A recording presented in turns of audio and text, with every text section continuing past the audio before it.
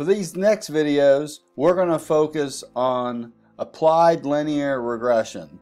So linear regression refers to the regression that's done with a continuous variable. And there's different types of regressions that can be done on continuous variables. But the linear regression assumes a linear, like a line, relationship, not necessarily something that's got a curve to it. And linear regression is probably one of the more commonly used modeling tools for predicting outcomes, as well as for identifying like risk factors or protective factors if you are doing epidemiological studies.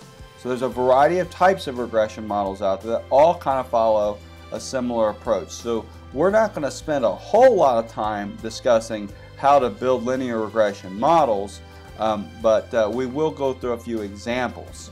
So how do we use this software or this program to do what we want to do? So we have to tell it, what do we want to call our model, or we can call it our model output or whatever. We'll just call it model 1 for now.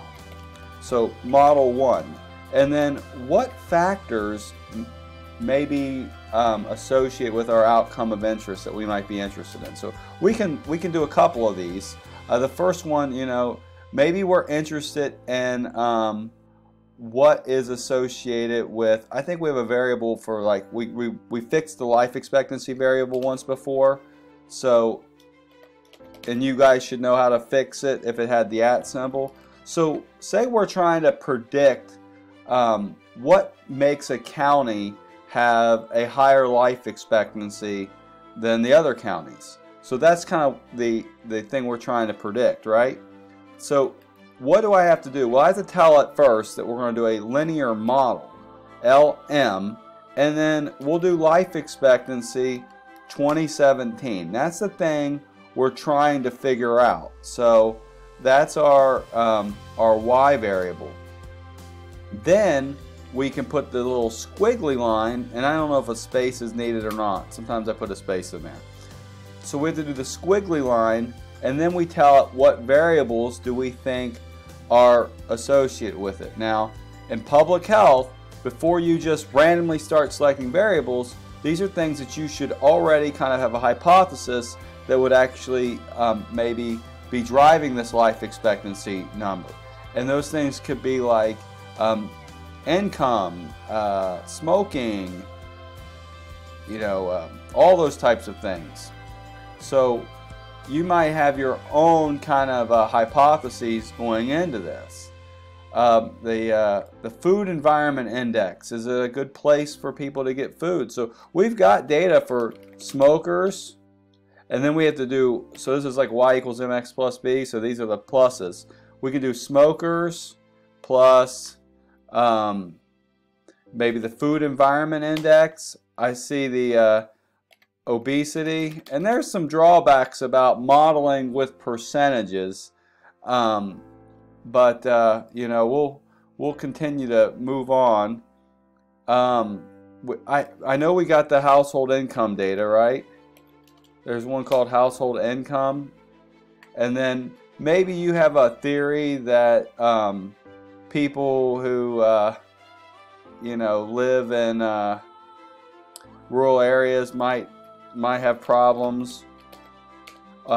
Maybe you're worried about the air pollution, so the average daily PM 2.5, and then we'll leave it at that, because that presence of a water violation is no yes. It's not coded 0, 1 or categorical. So we'll just leave it at those things for now.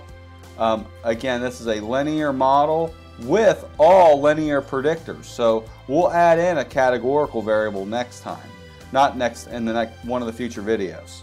All right, so we'll just roll with this. Usually you would assess which ones have some sort of correlation initially, and then if they have a correlation and the p-value is like less than 0.15, then yeah, there's a marginal association there, or better, you could include it.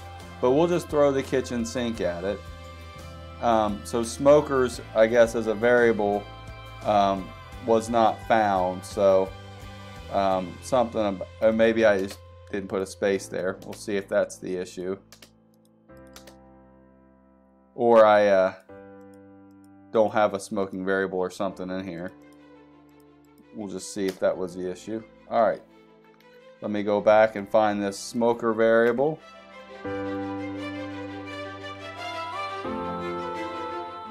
Oh, smokers is from the other data set. So I've got a variable in here somewhere. There it is. I see it. It's got a capital S. So it's case specific. If I could hit enter. So, all right. Now we should be in good shape. Alright, so it did something, you know, like it went back to a blue line.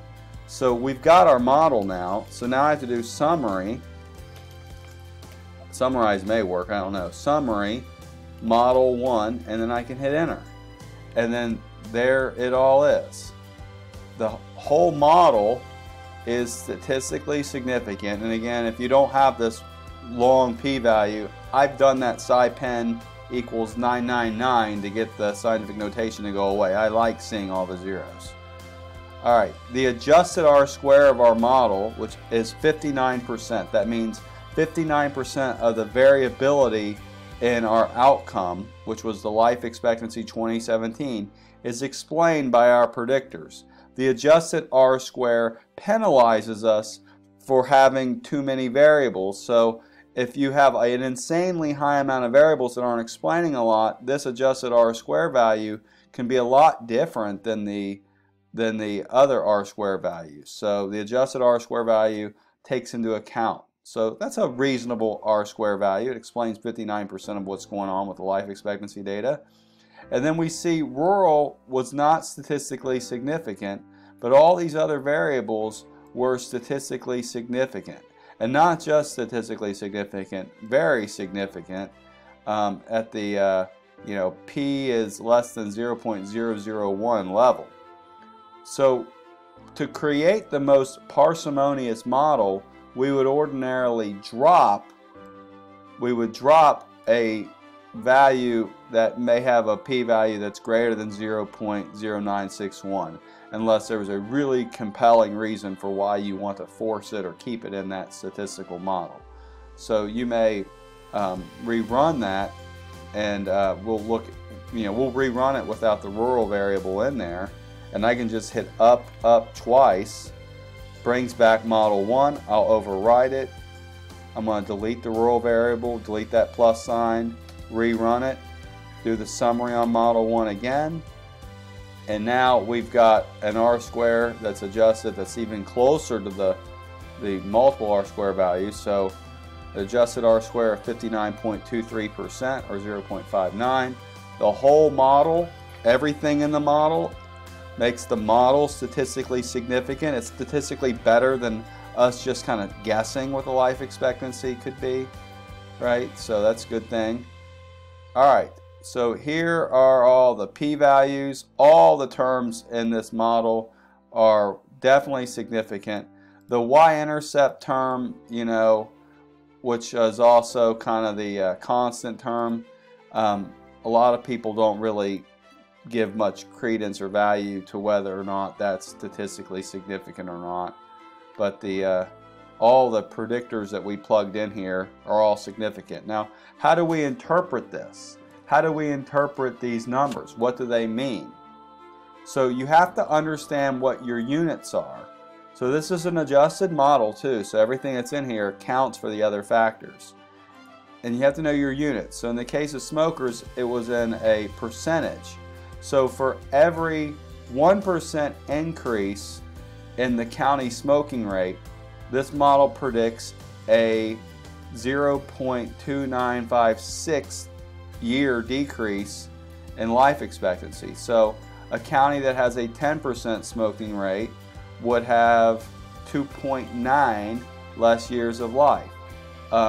If you had a 30% smoking rate, 0.30, you would have to, or 30%, you would have to multiply that 30%, that 30 by the 0.29, you could see a very significant drop in life expectancy.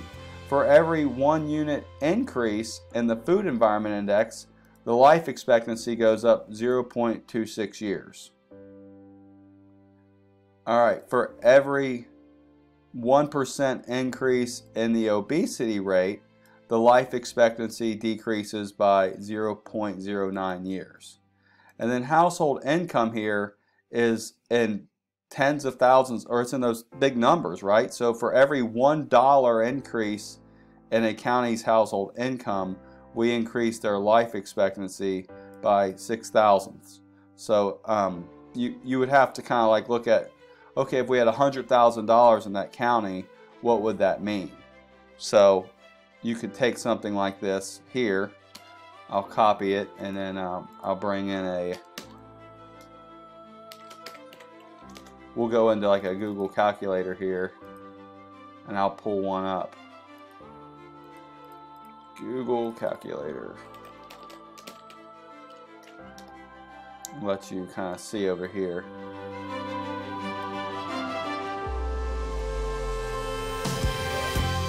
What do we got? So, I don't even need that. That times, say you have $100,000. So a community that has $100,000 has 6.1 extra years of life compared to a community that has $0. But if you have $20,000, or we'll say $40,000,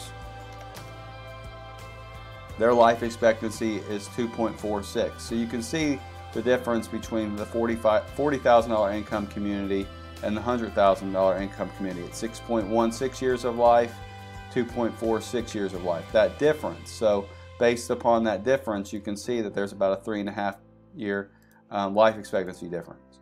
And then air pollution. So for every 1 unit increase in the average daily fine particulate matter, I think it was measured in parts per billion, there is a 0.21 decrease in life expectancy. So does that mean that these are correlations? Does it mean that that daily pollution's what's doing that? Well, it is adjusted for income, but it means that those places are associated with a lower life expectancy. So that's kind of the first bit. There's more model diagnostics that go into determining whether or not a model like this is actually a good thing. So I'm going to stop this video, and we'll do another example before we do model diagnostics, so you can kind of see how the model building process works.